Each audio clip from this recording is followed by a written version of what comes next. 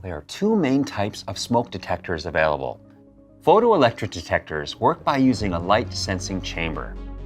As smoke enters the chamber, it disrupts the path of a laser and triggers the alarm. These detectors are better at sensing slow-burning or smoldering fires. Ionization detectors use two electrically charged plates to ionize the air in the sensor. When smoke enters the detector, it disrupts the flow of the ions and triggers the alarm.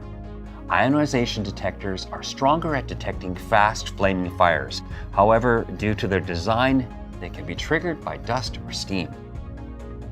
A dual sensor detector includes both a photoelectric and ionization detector, offering the best smoke and fire protection.